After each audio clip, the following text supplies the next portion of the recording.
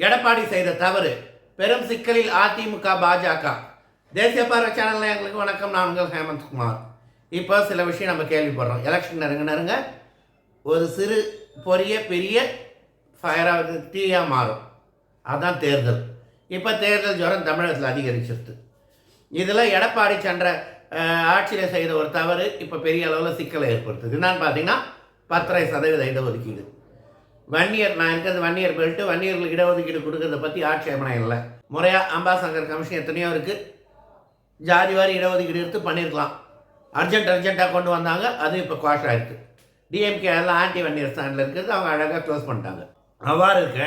இப்போ 10% அவர் கொண்டு வந்தது மெயினாக எனக்கு தெரியும் எடப்பாடியில் வன்னியர் வாக்குகள் அதிகம். அது பெறணுன்றதுக்காக தான் பண்ணார்.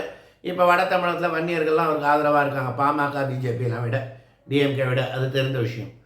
ஆனால் இப்போ அது தெற்க பாதிக்க இருக்கு. ஏன்னா அவங்க கொண்டு வந்தது எம்பிசியில் இடஒதுக்கீடு. எம்பிசிலேயே தேவர்கள் பலர் இருக்காங்க. இப்போ அப்பயே பிரச்சனை வந்தது. சிவி சண்முகத்துக்கும் மற்றவங்களுக்கும் இணையதளத்துலாம் பெரிய போட்டி பிரச்சனை இருந்தது, சவுத்த தேவர்களுக்கும். இப்போ அது கொஞ்சம் கொஞ்சமாக பெரிய பிரச்சனையாக மாறுதுன்னு கேள்விப்படுறோம்.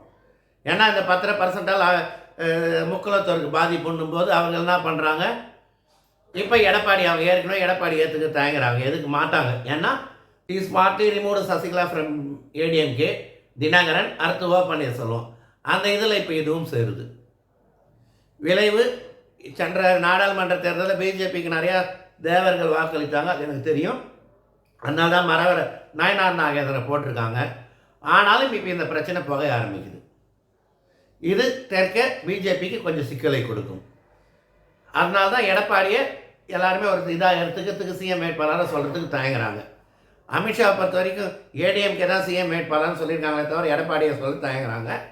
அனைவரும் ஒருங்கிணைந்தால்தான் ஏடிஎம்கே வெற்றி பெறும். இல்லாவிட்டால் கஷ்டம்தான்.